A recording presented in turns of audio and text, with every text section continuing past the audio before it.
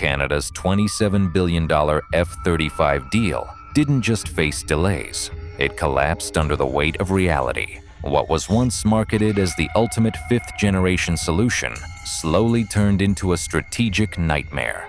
Inside Zero, defense planners began asking hard questions, and the answers they found were deeply uncomfortable for Washington. For years, the one was sold as unbeatable.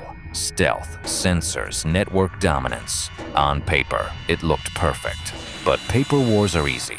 The real test was always Canada's Arctic. Extreme cold, remote bases, short runways, limited infrastructure. And that's where the cracks began to show. Operating the F-35 in Arctic conditions proved brutally expensive. Maintenance hours skyrocketed. Cold weather reliability raised alarms. Every flight hour demanded complex logistics, specialized hangars, and constant software dependency. For Canada, this wasn't just costly, it was risky. In a crisis, a jet that can't operate independently is a liability. Quietly, Ottawa started looking elsewhere. Enter Sweden's Gripen. The two wasn't designed for global power projection or massive carrier fleets. It was built for survival, dispersed operations, harsh weather, minimal support, short road bases. Exactly the kind of environment Canada faces across its northern territories. Gripen's Arctic advantage wasn't marketing, it was proven doctrine. While the F-35 requires pristine runways and heavy ground crews, Gripen can land on frozen highways, refuel in minutes, and take off again with a skeleton team.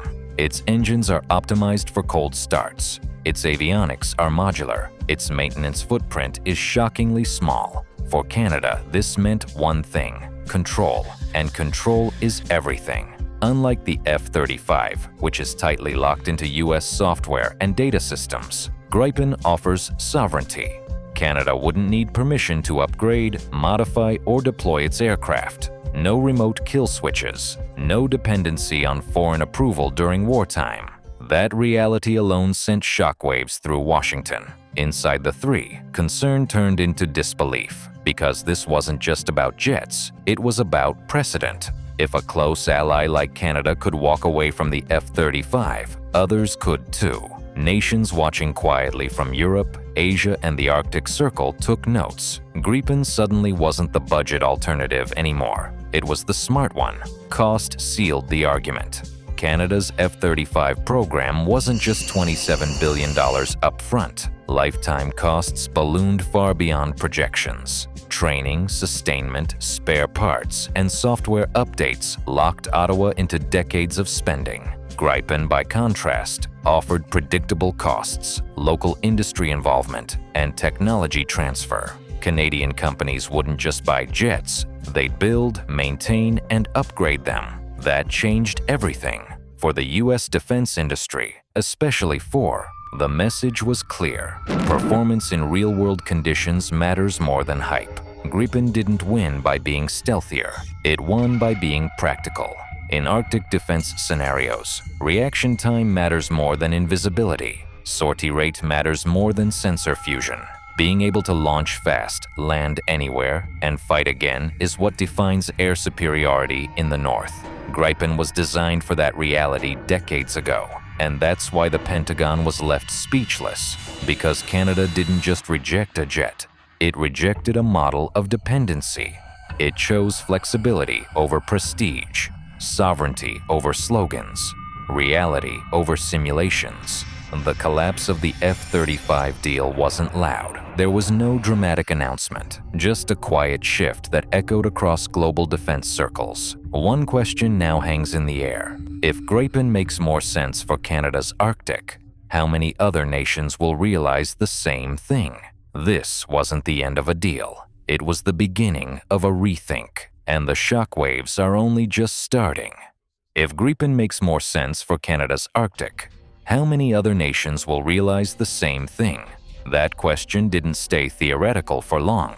Inside Canada's defense establishment, planners began running deeper simulations, not glossy presentations, but worst-case scenarios: power outages, cyber disruptions, frozen runways, forward bases cut off from supply lines. In those simulations, one pattern kept repeating. The moment logistics collapsed, the advantage shifted away from complexity and toward resilience. The Zero struggled in those models. Its strength depends on an ecosystem: data links, specialized maintenance equipment, climate-controlled shelters, and uninterrupted software support. When that ecosystem weakens, so does the aircraft's effectiveness. In Arctic conflict scenarios, that dependency became a strategic vulnerability. Gripen told a very different story.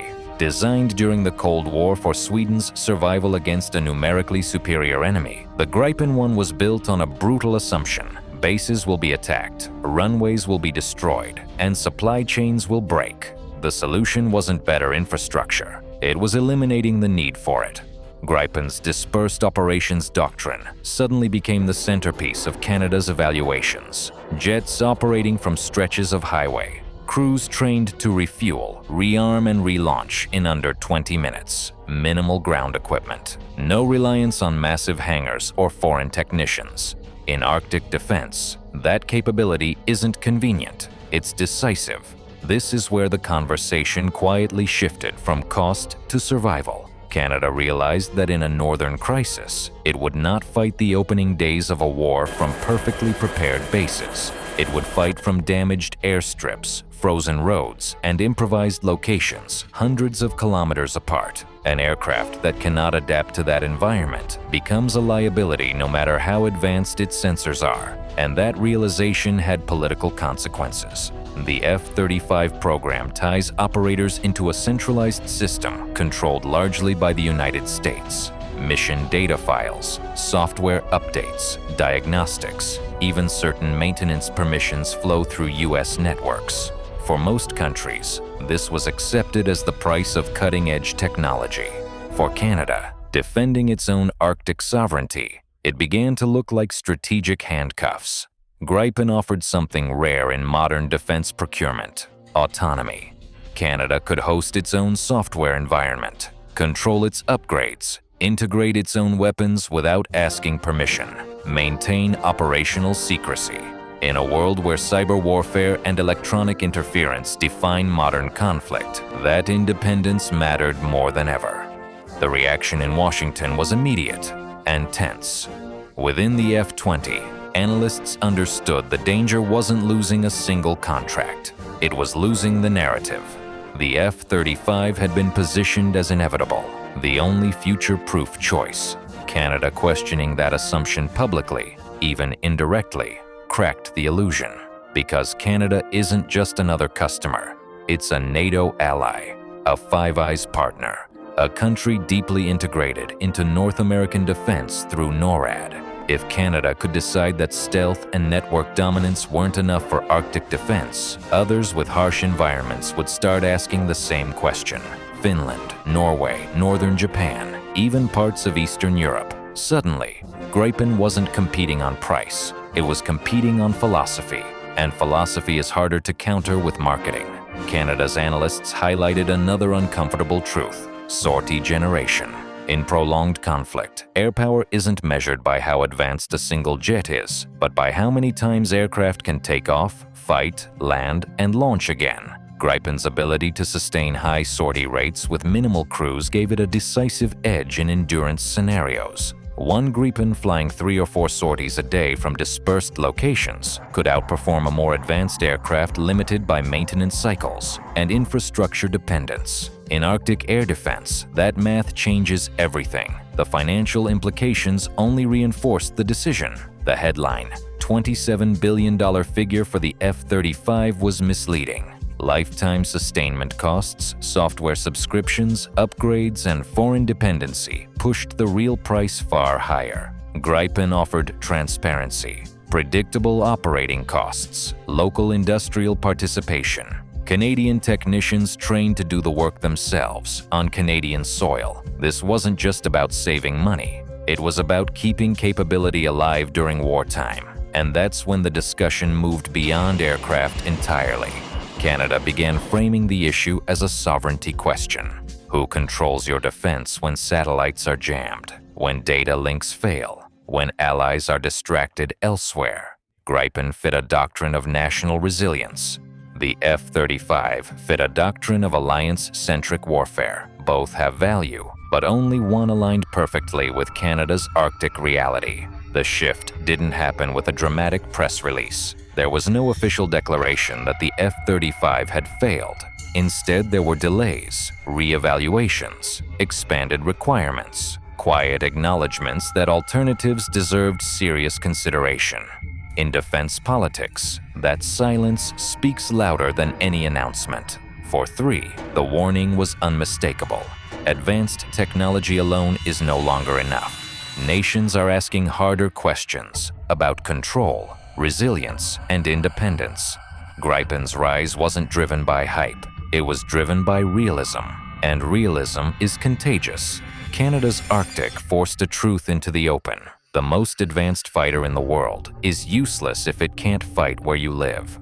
Gripen didn't beat the F-35 in a dogfight simulation or a stealth contest. It beat it by being present, ready, and sustainable when conditions are at their worst. That's why this story matters far beyond Canada, because every nation defending harsh terrain, limited infrastructure, or vast borders is watching closely. The collapse of the F-35 deal wasn't a rejection of technology. It was a rejection of dependency. And once that door opens, it never truly closes. The Pentagon wasn't speechless because Gripen is perfect. It was speechless because Gripen asked the one question modern defense hates answering. What happens when the system you depend on isn't there?